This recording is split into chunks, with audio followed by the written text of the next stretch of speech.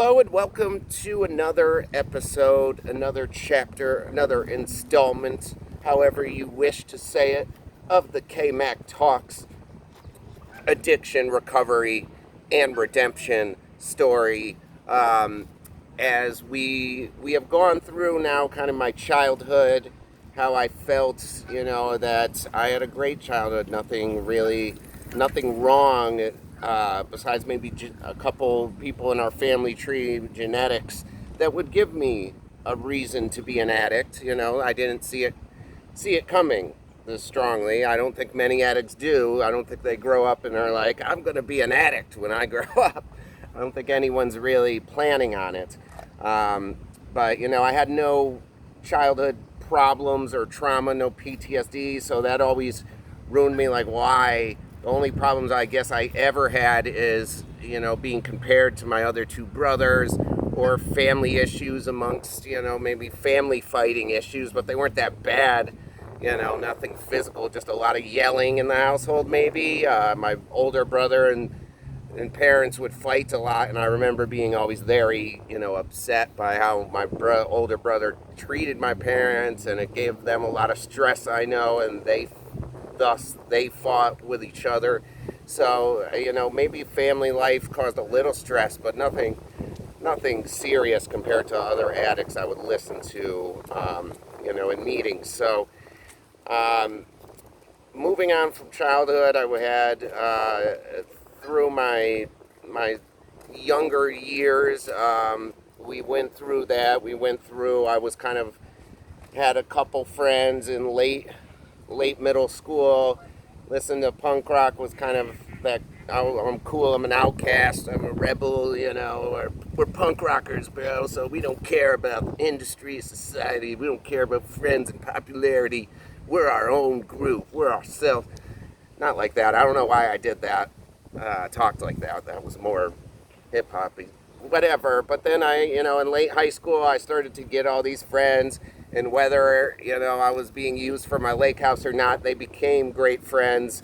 And, we were a very tight crew all through high school. As close of a group of friends as you can ask for in high school. We all had each other's back. We all hung out with each other. There was a good amount of us, a lot of us, but we were all so close. Like a brotherhood, very, very good friends, lifelong friends, but a lot of things happen in life, and you may not, your friends you had in childhood may not be the same ones you hang out with every day in your adulthood. Let me turn these glasses off. I feel like it's more personal if I'm not trying to look all, James Dean, all cool with the sunglasses on. No, I think it's more personal if I, check and make sure I'm not high. I'm not, though. Anyways. Yeah, but I mean, we had such a close friendship with everyone, like brothers, like I said, and you couldn't wish for more, better friends at that time and a better group. You were popular, you were cool. I got homecoming king, like, I was in a great relationship with a great girl. High school was great. And then, but we started to see that, I was using a little more. I was using the harder drugs. People were just drinking and smoking, and then kind of cocaine comes into play. That's usually a lot of people's first hard drug.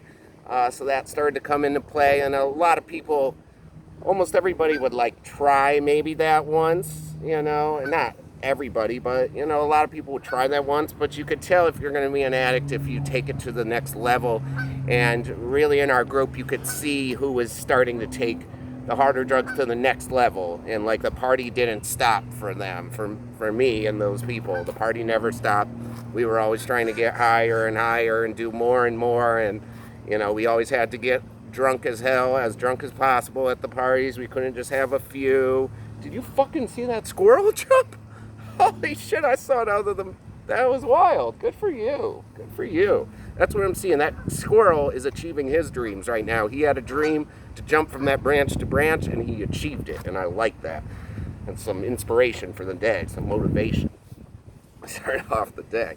But yeah, you could see that some of the friends, the party never ended. We wanted to get higher and higher, and you could kind of tell who's, and our group was so tight knit. But when you had people who didn't want it, they realized, their life goal is not to be an addict. Their life goal is to succeed and do good things. So you could see that us that were getting higher and being, using addict type behavior, kind of getting sketchy, spending all our money on drugs and that kind of stuff, we started to separate, from the main group. We were still, would all go to parties, to do all that. But you can kind of tell we're separating as the addicts, because a lot of the group didn't want to deal with that. They wanted to be, happy and successful, and who could blame them?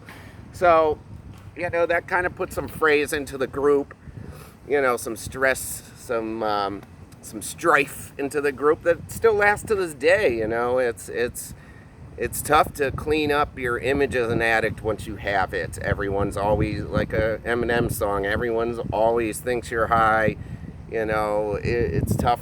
And once you lie to people and say you're clean, but then they find out later you're using, and maybe that happens a couple times, that's it. Your trust and everything within the group is kind of shattered.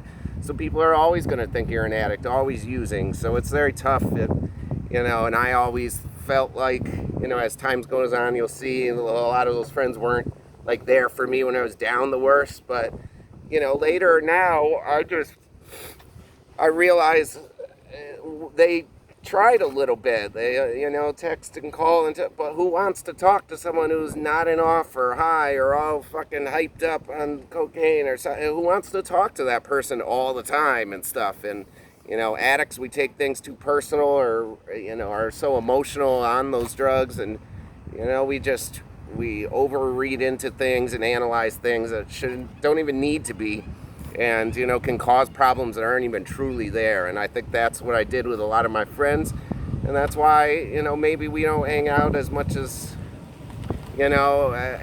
we used to, or at all. I know when you grow to be adults, things change. People go their separate ways. People are on different life journeys. They're in different locations now.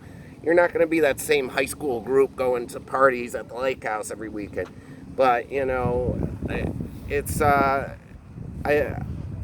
what am I trying to say here?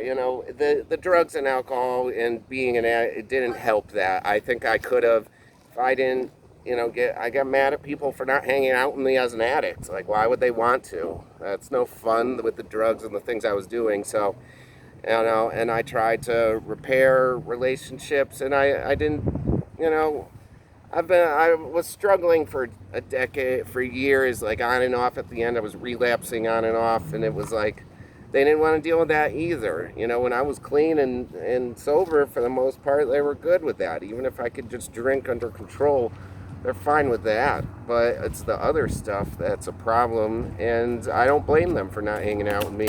And maybe I should have, tried to repair and change things better than I did. I just was like, oh, you're not there when I'm down, you're not going to be there when I'm up.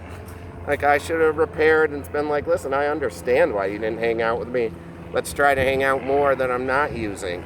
So I could have tried that better with those friends, and hopefully I still will. We're all adults now, we're over all of this, so hopefully I can regain those friendships. I can apologize, make amends, and do that.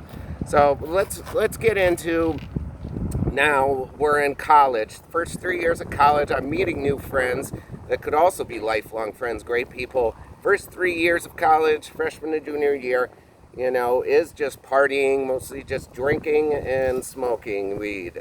Really, that's it. We're just making great friends, going to great parties, meeting people from all over the country, all over the world. Like I said, my first roommate was from the Philippines. So you're meeting new people from all over the world, all over the country. Most importantly, my best friend was from West Virginia. I had never met anyone from there, never really seen a Southern accent, and like that deep of a Southern accent. So going to the South was a great experience for me. I went to Elon University in North Carolina. It was a really great, I love North Carolina. My friend here, Crosby, had lived in Wilmington, and I had visited. We had gone to the Outer Banks every summer with the high school crew and went fishing and got a house.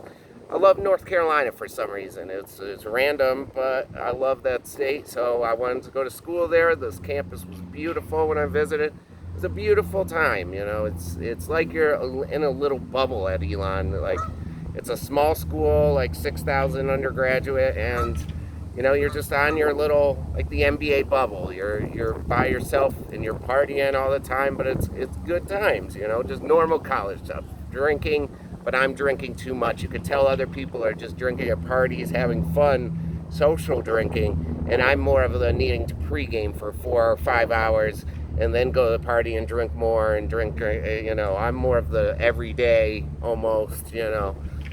I gotta drink the most, get the most messed up every single night. So you could tell my addict and alcoholic behavior is blossoming, is really growing.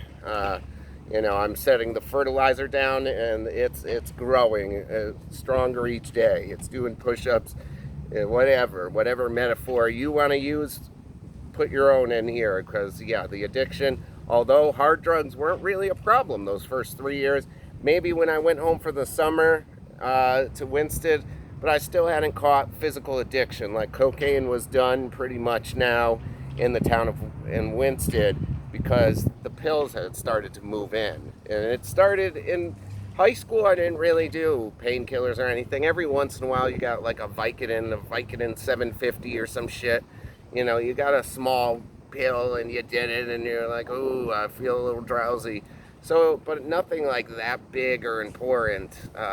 Nothing that, never got that messed up on, you know, painkillers in high school or through college up until, you know, the summers I had dabbled. The summers home from college, I would maybe dabble a little bit, but I didn't really kind of start to get the painkiller thing and really get into it until my senior year of college. That's when, you know, my addiction was basically just alcoholism at this point. It was just drinking more than everyone else and drinking higher amounts. My addiction really was just drinking more than everyone else here, and maybe some painkillers still, nothing big, you know, the Vicodins, the little stuff in the summer's home, and that's all I had really known from painkillers there. And maybe after junior year of college, I was never physically addicted yet, didn't know much about it, didn't even know Suboxone, nothing, never, no physical addiction yet. You know, I was doing all right here, getting good grades. There's another duck with that tuft on its head. That must be a kind of duck. That's a mohawk duck, I'll call it. That's weird. I thought it was just that one having a bad hair day, but apparently there is a brand of ducks that has like this tuft on its head.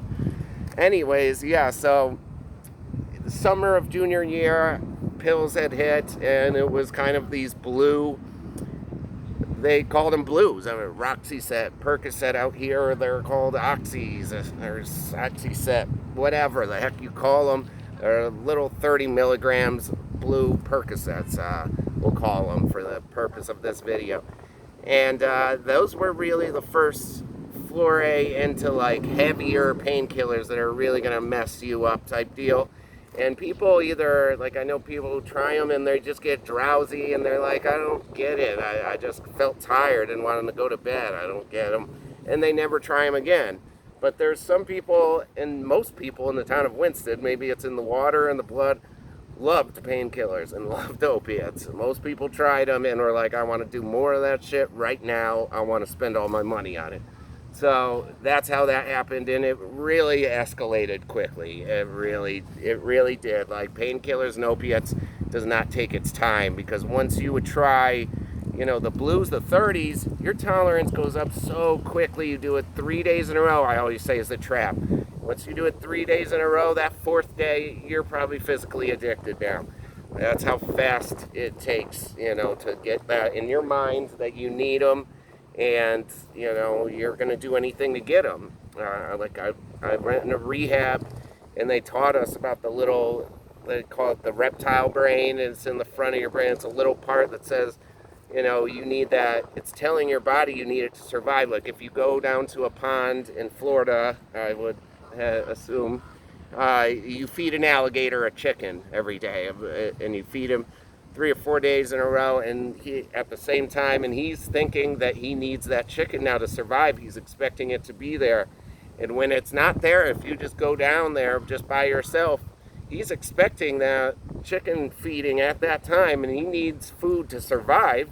So he's going to eat you if you don't have that chicken. He needs food to survive now. Like that was the example, basically. If you feed your brain opiates for 3, 4 days, it's now saying, okay, you're feeding me this every day. I need this to survive. It must be important. It must be necessary. I need to keep doing this every day or I might die. It's needed for survival. So I guess it's kind of your brain tricking you, but if you really do feel like you need that shit to survive and you'll do anything to get money, to get your hands on it, believe me, I'll show you that will come into play. So, I started junior year after college, came out from the summer, did painkillers, these blues, and then at the time, they don't make these anymore. They tried to make them rubbery so people couldn't break them up, but at the time there was Oxycontin 80 milligrams. Everyone who came up doing painkillers